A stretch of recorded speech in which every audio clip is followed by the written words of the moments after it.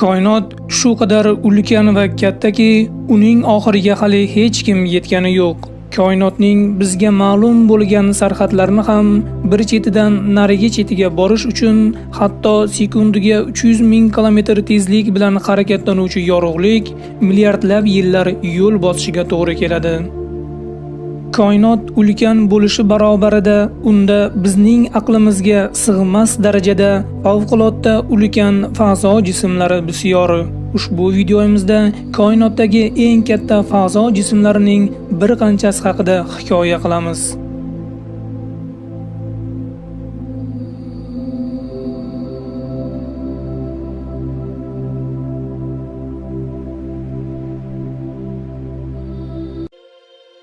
Yerdan 1044 yorug'lik yili uzoqligida Andromeda yulduz turkumida joylashgan HET-P32b nomli egzosayyora shu bugunga qadar fanga ma'lum bo'lgan eng katta sayyora hisoblanadi. 2011-yilda topilgan ushbu sayyoraning radiusi 145 ming kilometr atrofida. Bu Quyosh sistemasidagi eng katta sayyora Yupiter radiusidan 2 barobarga katta.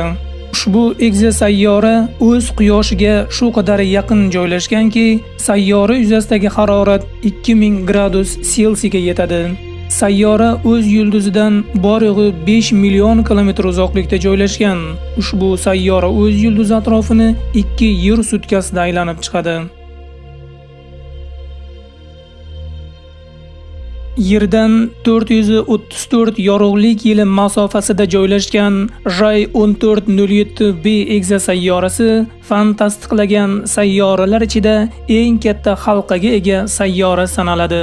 Uning halqalarining radiusi 90 million kilometrgacha cho'zilgan. Buni Saturn sayyorasi halqalari bilan solishtiradigan bo'lsak, Saturn sayyorasining halqalarining kengligi 250 ming kilometrgacha yetadi. Mars va Yupiter orbitalari orasidagi asteroidlar halqasi ichida joylashgan Vesta nomli asteroid hozirgacha ma'lum bo'lgan eng katta asteroid bo'lib turibdi. Ushbu asteroidning diametri 525 kilometr. Bu dinozavrlar zamonida Yerga kelib urilgan asteroiddan 35 martaga katta demakdir. 2006-yilga qadar Sirera eng katta asteroid hisoblanardi. 2006-yili Sirera kichik sayyoralar sinfiga kiritilganidan so'ng Vesta asteroidlar ichida eng kattasi bo'lib qoldi. Yerdan 9,5 ming yorug'lik yili uzoqligida Qalqon yulduz turkumida joylashgan Uy-Scuti yulduzi koinotdagi eng katta yulduz hisoblanadi. Ushbu gipergigantning diametri taxminan 2,5 milliard kilometr yoxud 16 astronomik birlikni tashkil qiladi. Hajmi esa Quyoshimizdan 5 milliard martaga katta. Agar bu yulduz Quyoshimiz o'rnida Quyosh sistemasida joylashganida, Uy-Scuti Yupiter orbitasigacha bo'lgan joyni egallagan bo'lardi. Koinotdagi eng katta tumanlik deb astronomlar Tarantul tumanligini tan olishadi. Bu tumanlik Yerdan 170 ming yorug'lik yili uzoqligida Somon yo'li galaktikasiga yo'ldosh bo'lgan katta Magellan buluti ichida joylashgan. Tarantul tumanligi bizning galaktikamiz atrofida yangi yulduzlar shakllanayotgan eng faol joydir. Uning kengligi 1800 yorug'lik yili masofasigacha borib yetadi. Quyoshdan 5 milliard yorug'lik yili uzoqligida joylashgan Iridan Void bo'shlig'i koinotdagi bizga ma'lum eng katta bo'shliq hisoblanadi. Astronomlar tomonidan 2004-yilda aniqlangan ushbu joy haqiqatdan ham mutlaqo kimsasiz ekanligi bilan kishini taajjubga soladi. Kengligi 1,8 milliard yorug'lik yiliga teng bo'lgan ushbu bo'shliqda na bir dona yulduz, na gaz, na chang buluti, hattoki mavhum materiyaning sharpasi ham aniqlanmagan. Ushbu joy shunchaki bo'm-bo'sh.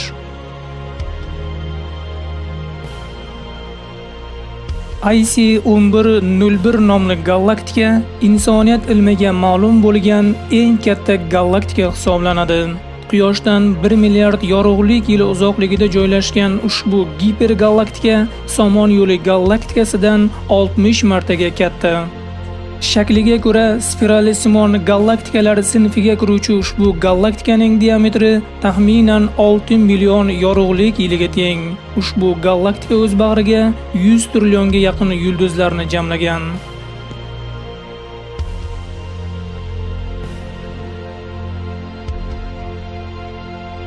Yerdan 10,3 yorug'lik yili uzoqligida joylashgan Ton 618 nomli qora tuynuk hozirgacha fanga ma'lum eng katta qora tuynuk sanaladi.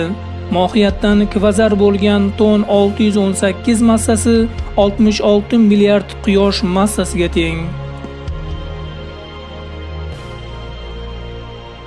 Shapley nomli galaktikalar to'dasi koinotdagi eng katta galaktikalar to'dasi hisoblanadi. Ushbu galaktikalar to'dasi o'tgan asrning 30-yillarida Herlo Shapley tomonidan aniqlangan. Ushbu galaktikalar to'dasida 8000 dan ortiq galaktikalar to'plangan.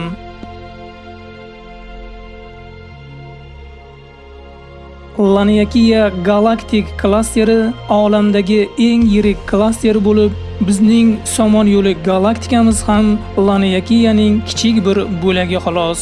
Laniakea klasterining diametri 520 million yorug'lik yili deb baholangan, ammo uning umumiy chegarasi ma'lum emas. Undagi galaktikalar soni esa 100 mingdan ziyod. Kvazarlarning o'zlari aslida nihoyatda katta fazoviy jism hisoblanishadi. Ularning to'dalari esa yanada ulkan va katta samoviy jismga aylanishadi.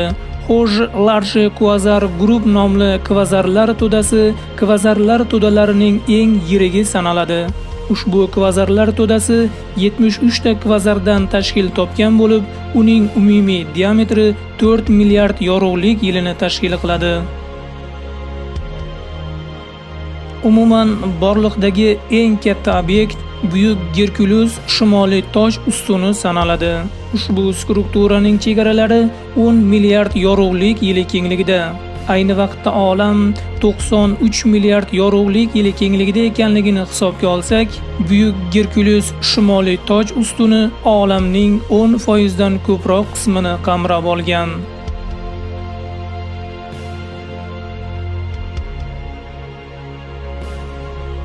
Balki olamda biz yuqorida tilga olgan samo jismlaridan-da ulkan jismlar mavjuddir.